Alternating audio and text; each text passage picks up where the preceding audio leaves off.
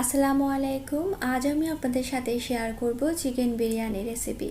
Chicken biryani অনেকে অনেকভাবে রান্না করে থাকেন, তবে রান্নায় একটুখানি ভিন্নতা এনে প্যাকেট মশলা ব্যবহার করেও অসাধারণ স্বাদের বিরিয়ানি তৈরি করা যায়।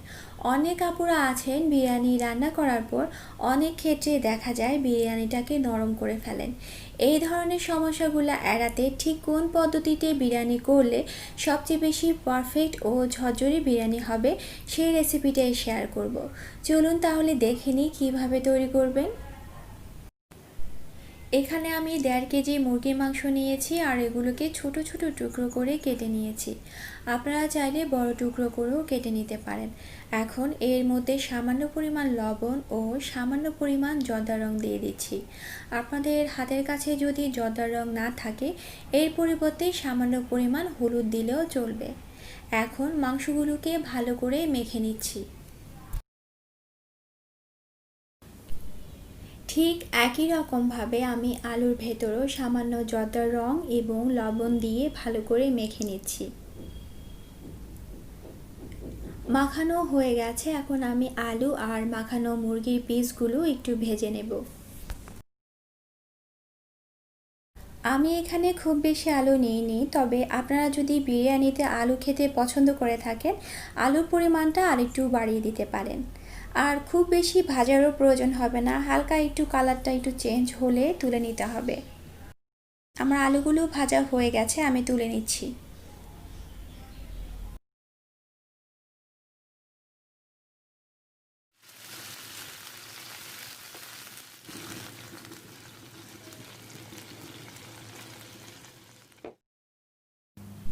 আলু এবং মুরগির পিসগুলো ভাজা হয়ে গেছে, এখন আমি বিরিয়ানির মাংসটা রান্না করার জন্য একটি মশলা তৈরি করে নিচ্ছি। তার জন্য আমার লাগবে 4 টেবিল চামচ পেঁয়াজ বাটা,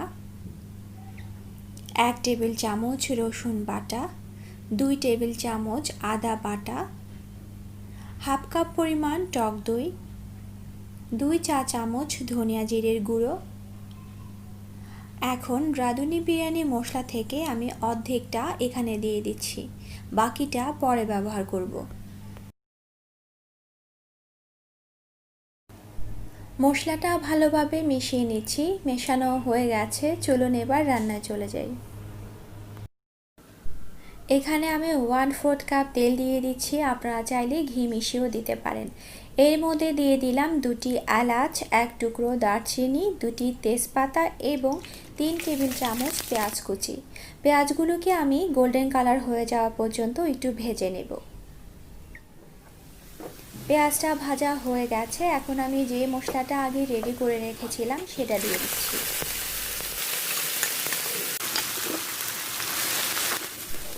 মশলাটা ভালো করে কষিয়ে নিতে হবে, তবে আমি কোনো পানি ব্যবহার করিনি। আপনাদের যদি প্রয়োজন হয় তাহলে এই অবস্থায় একটু পানি দিতে পারেন। মশলাটা কষানো হয়ে গেছে, তবে এখন আমি একটা ভুল করে ফেলেছি। আমার ক্যামেরাটা অফ ছিল, আমি অন করতে ভুলে গিয়েছিলাম, তাই যখন মশলার ভেতর ভাজা মাংসটা দিচ্ছিলাম এই সিনটা নিতে পারিনি। আমি মাংসগুলো মশলার ভেতর দিয়ে দিয়েছি, এখন খুব ভালো করে মিশিয়ে নিয়ে 1-2 মিনিট কষিয়ে নিচ্ছি। মাংসটা কষানো হয়ে গেছে, এখন আমি ভাজা আলুটা দিয়ে দিচ্ছি। একটু ভালো করে মিশিয়ে নিয়ে 1 কাপ পরিমাণ পানি দিয়ে দিচ্ছি। আমি আর কোনো পানি দিব না, এই পানিতে মাংসটা পুরোপুরি সেদ্ধ হয়ে যাবে। তবে আপনাদের যদি প্রয়োজন হয়ে থাকে তাহলে আরেকটু পানি দিতে পারেন। এখন দিয়ে দিচ্ছি কিছু ফালি করা কাঁচামরিচ, তবে কাঁচামরিচের পরিমাণটা খুব বেশি দেওয়ার প্রয়োজন হবে না, যেহেতু বিরিয়ানির মশলাটা দিয়েছেন। তাই আপনাদের পছন্দ অনুযায়ী কাঁচামরিচের পরিমাণটা বাড়িয়ে কমিয়ে দিতে পারেন। এখন ঢাকনা লাগিয়ে চুলার আঁচটা কমিয়ে রেখে মাংসটা পুরোপুরি সেদ্ধ হয়ে যাওয়া পর্যন্ত রান্না করব।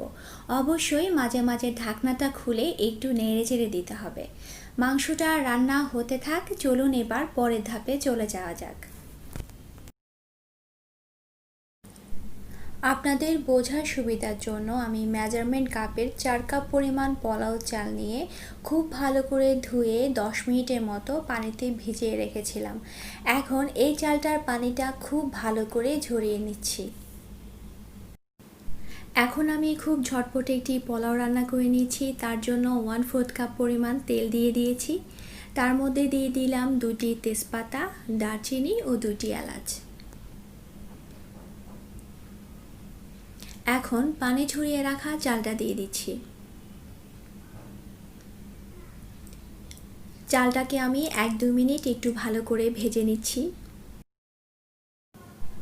এখন যে বিরিয়ানির মশলাটা রেখে দিয়েছিলাম বাকিটা এখানে দিয়ে দিচ্ছি।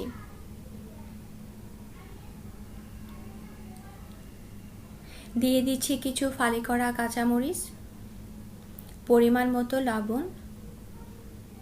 আজ আমি বিরিয়ানির জন্য 4 কাপ পরিমাণ পোলাও চালের পোলাও রান্না করছি, তাই পাশের চুলায় 8 কাপ পরিমাণ পানি গরম করে রেখেছিলাম। এখন গরম পানিটা এখানে দিয়ে দিচ্ছি। পোলাও এবং বিরিয়ানি যাই রান্না করেন না কেন সব সময় একটা বিষয় খেয়াল রাখতে হবে, চালের দ্বিগুণ পানি ব্যবহার করতে হবে। আর পানির মাপটা ঠিক রেখে যদি রান্না করে থাকেন তাহলে নরম হয়ে যাওয়ারও কোনো রকম ভয় থাকবে না। এখন দিয়ে দিচ্ছি 2 চা চামচ চিনি। চিনিটা দিলে বিরিয়ানির স্বাদটা বাড়ে। আপনাদের যদি ভালো না লাগে তাহলে বাদ দিতে পারেন। এখন ঢাকনা লাগিয়ে 20 মিনিটের মতো পোলাওটাকে আমি চুলায় রাখবো। তবে প্রথম 5 মিনিট চুলার আঁচটাকে মাঝারি রাখতে হবে, আর পরবর্তী 15 মিনিট চুলার আঁচটাকে একদম কমিয়ে রেখে পাতিলটাকে একটি তাওয়ার উপর তুলে দিতে হবে। যদি আপনার পাতিলটা একটু মোটা টাইপের হয়ে থাকে তাহলে তাওয়ার উপর তোলার কোনো দরকার হবে না। বিরিয়ানির মাংসটাও রান্না হয়ে গেছে। ঠিক এইরকম মাখা মাখা হলে নামিয়ে নিতে হবে, কারণ চুলা থেকে নামানোর পর ঝোলটা আরেকটু ঘন হয়ে যাবে। আমি বলেছিলাম 20 মিনিটের মতো পোলাওটাকে চুলায় রাখতে, তবে 15 মিনিটের মাথায় যদি ঢাকনাটা খুলে এভাবে একটু মিশিয়ে নেন তাহলে যে আপুদের পোলাও বা বিরিয়ানি করার সময় একটু কাঁচা কাঁচা থেকে যায় এই ধরনের সমস্যাগুলো আর হবে না।